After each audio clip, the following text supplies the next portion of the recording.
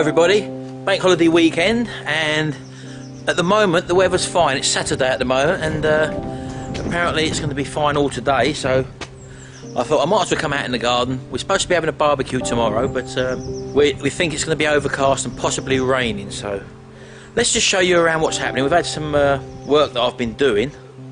I'll show you in the polytunnel first, just to show you what's been going on. Now, you might have remembered the saga we've had with the possible mice in the polytunnel. Well, let's just show you what we've got here now. Well, as you can see, out Barney. I'm keeping Barney out. I'll show you for why. As you can see, the potatoes are coming on very nicely now. They've been earthed up yet again. Or Sharon came in here the other day and she told me that she'd earthed them up. She didn't know what she'd done, and she actually covered the whole of the leaves, everything. I don't suppose it matters, but she uncovered them again. So that's where we are with the potatoes at the moment. She's transplanted the lettuce out of the small round container which we had into bigger troughs which we've got now, and I couldn't work out what this was. Can you see them two indentations there? One there and one there, and there's actually one under in the rosemary as well. Well, they to me look like Barney's footprints. Where she's laid these down here, he's been trying, as you know, he sniffs around the back there, he tries to get around there, and as a result of that, I think that's his footprints in there. Now, there's the potatoes in that black container which have just started to come up now. They've taken a lot longer than the rest of them, as you can see, but they have started to come up now. Now, as far as these are concerned, can you actually see what's happened here? Look, all the way along, something's been having a go all the way along. Now, I'm not too sure how many peas, if any, are left in here. And as you can probably see here as well, look, that's the broad beans there, look, at the back there. So something's even having a go at the broad beans. Now, someone made a suggestion that a mice wouldn't be able to climb up these barrels.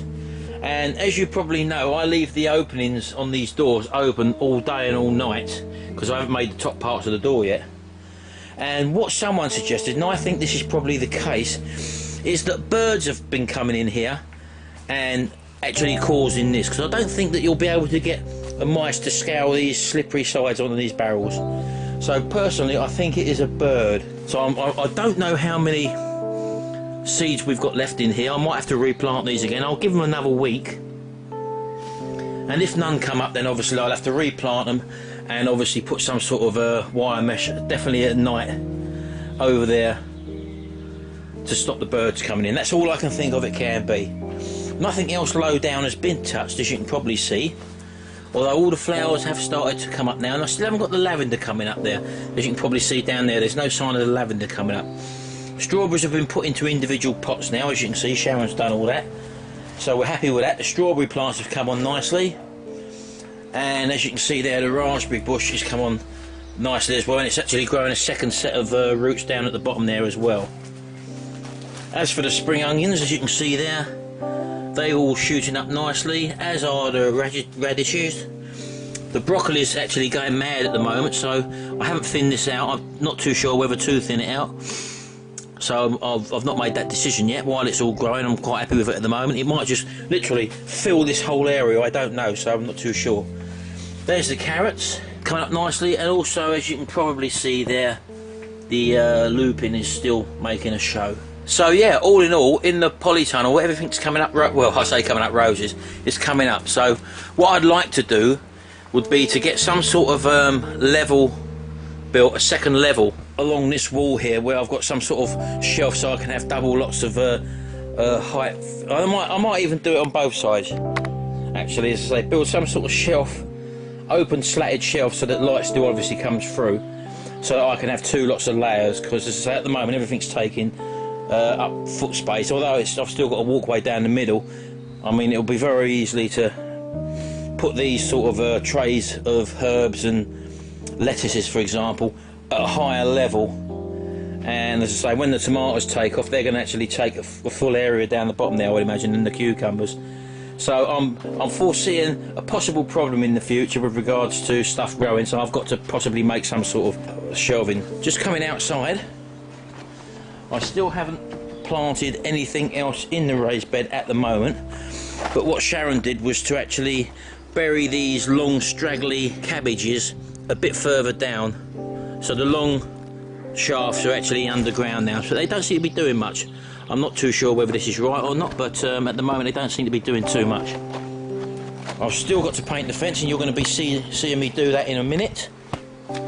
So that's what's happening now.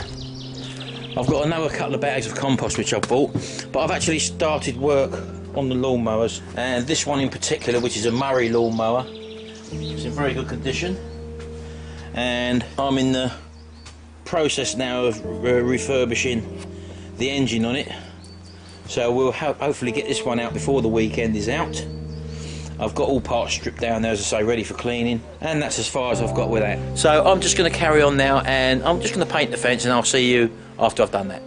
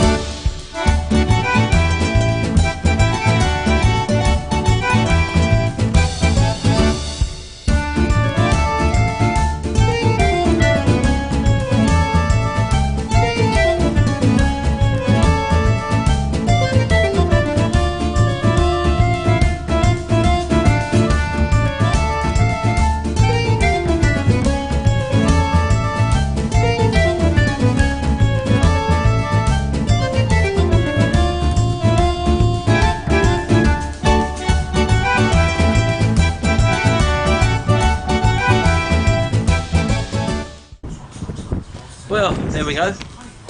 That's that lot painted. I'm just going to do the other half now. You don't need to see that, so I'll see you when I finish the whole lot. See you in a minute.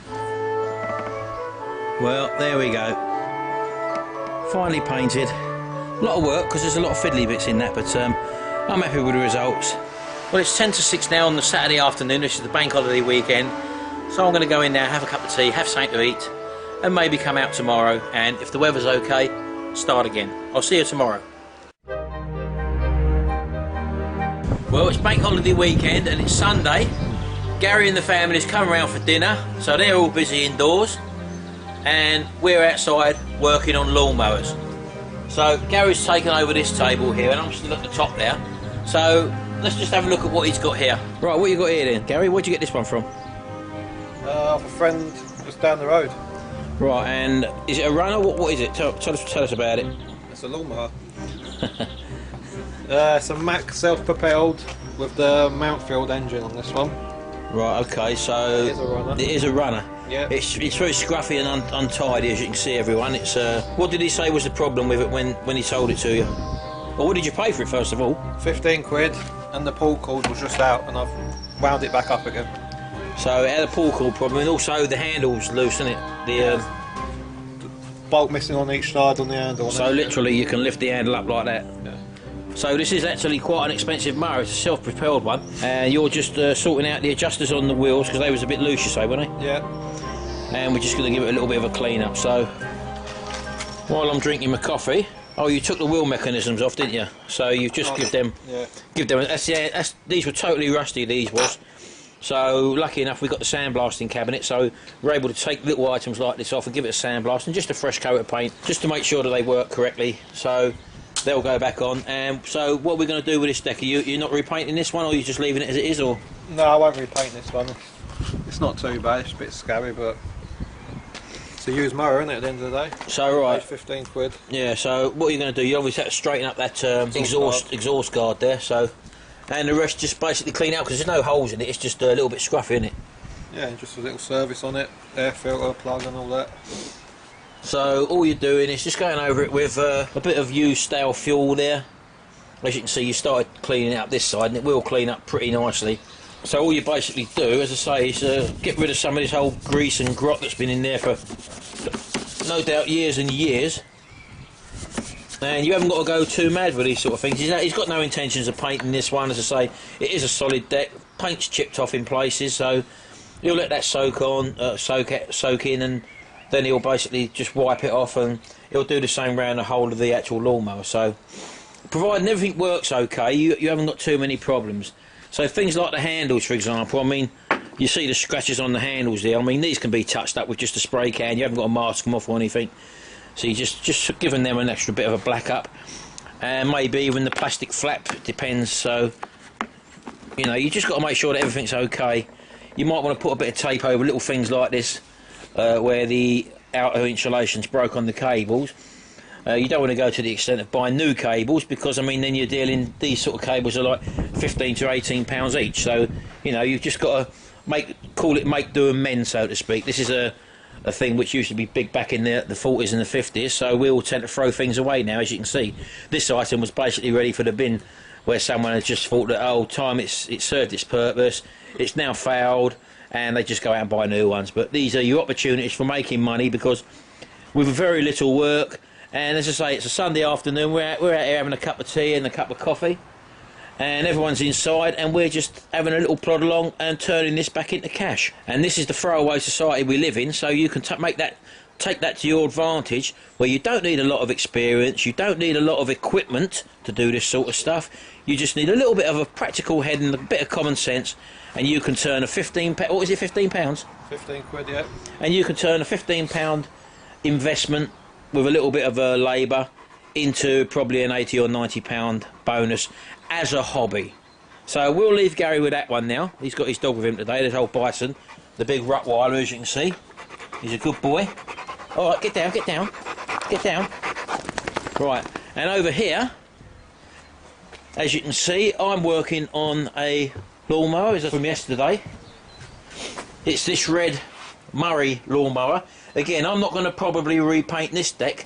It's probably got a few little paint chips on it, but in general, once I've cleaned this up and maybe give it a teacup to bring the surface shine back to life, I think this will be fine. But all I'm doing here, this was the engine that come with it, and this engine was actually damaged beyond repair without major internal work. So lucky enough we had a spare engine. That's why, as I say, we buy lawnmowers with rusted decks, for example, and they've probably got good engines. So this one here was actually been repaired.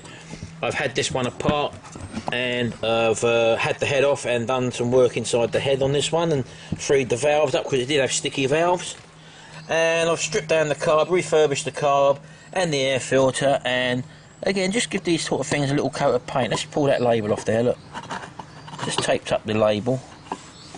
I'll just get that off. And as you can see, it just makes a bit of a difference and finishes the job off when the original labels are still in situ. So that's what I've done there. So basically here you can see a sort of a before and after shot of how we received these lawnmowers and the sort of work that we do to them to get them up to usable items again. We totally strip them down and obviously clean them first, and the one on your right, for example, the work that's had done to it, it's had a little bit of a respray, the tank and that. It's had a new primer bulb fitted to the front here. This is one of the older ones there, and that's got the brand new one on it there. It's had a brand new gasket and diaphragm on that one fitted. All the jets have been blown out, and everything's been put back into place and cleaned and obviously ready to reassemble. So that's the sort of thing that you want to be doing when you're refurbishing these items. When you're stripping them right down, you might as well do a proper job.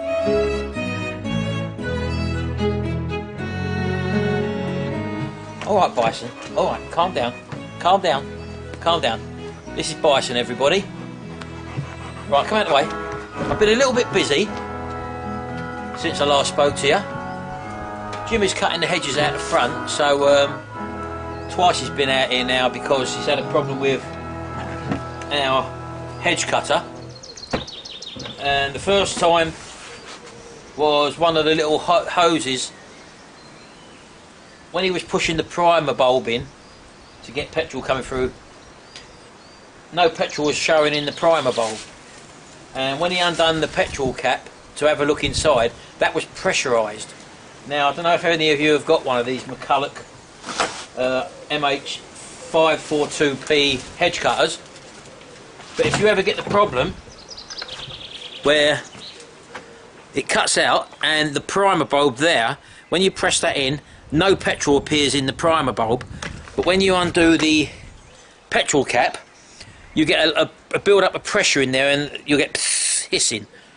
Anyway, what it is basically, behind the kill switch there, right under there, there's a little, you can get to the very difficult to get to, but that's where the primer bulb lives, and there's two pipes that attach to there, and one of them popped off, so you've got to take this top cover off. You might want to also take off this side, and you can lever the pipe. It's very awkward back on, but what happened here was that the actual pipe, this is about 10-11 years old, and what happens is the plastic pipes inside deteriorate, and as a result of that they just fall off. Anyway, that was one of the problems, so I sorted this one out. And also there's another hose that while I had this apart, the hose that comes from the carburetor to the fuel tank, it just pushes into the fuel tank, and you pull it out, and that was all perforated as well. So I've had to strip the whole thing down and repair that. So that's what I've been doing there. So that was that. Now on here, as you can probably see, I'm having great trouble getting off a rotor here. I've been heating it up. The one I've actually got off was off of a previous engine, which I wanted to fit on this one. When I've actually fitted it onto this engine, this good engine, which you know I've been working on, this is actually too long. So I found a shorter one, but again, this one's stuck on. Sometimes they come off easy, sometimes they don't.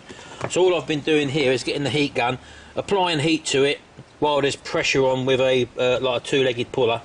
And when you heat it up, and also dripping oil down there, and you've just got to heat it up, pull, hit it, heat it up, pull, hit it, and that's the situation. But then I got disturbed again by Gary, who's sitting down having a cup of tea at the moment.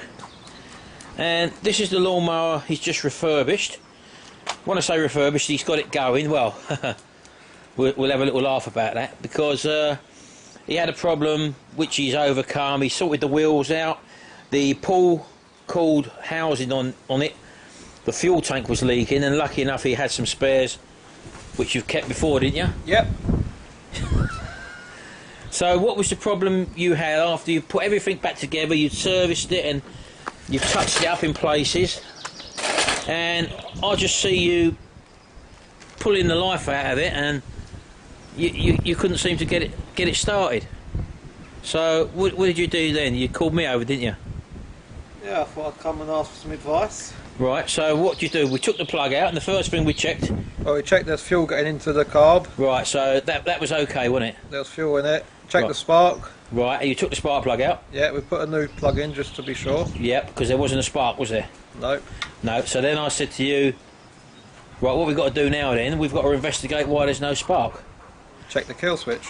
So we took off this top casing again, because I don't think Gary was aware. I don't think you've worked on the ignition circuit on one of these ones, have you? No, just the old Briggs and Stratton. Just the old Briggs and Stratton. So anyway, we took that off there, and underneath there, I said to him, there's the kill switch. It's just located under here, under this cover. There's a little kill switch, a little miniature micro switch. And I said, right, just pull the handle up then, and we'll see whether the switch opens and closes. So anyway, pulled the handle up, and I said, you're pulling the wrong handle. He said, no, that's the one, the brake. And I says, no, that one there, over there with the cable that comes over to the kill switch, which operates the micro switch, is the one. So what do you think Gary was doing while he was standing there pulling and pulling and pulling, and he said it weren't working, and that's caused us to me stop working again, and as you can see I'm very busy over there. So what did I find when we come over here? When we've stripped it all down, and we took the plug out, and we've taken the cover back off again, and what had you been doing? What had you actually been doing, Bert? I was checking your knowledge. You was checking my knowledge, because he was pulling this lever and then trying to pull start it at the same time. Well, that lever is the self-propelled lever. This lever, as you know, when you pull it, you can probably see what's happening down there. Look, it's pulling the lever which operates the micro switch, which makes the ignition circuit work. So he's standing there trying to start it, pulling this one, when all along It was that one. So let's just see now, Bert, whether you've actually done the job correctly. And let's see what happens when you pull it. So, you finished it now? Well, it's just going to clean the box and all that. Right, you're just going to clean the box up. So let's have a look now then. First time starter.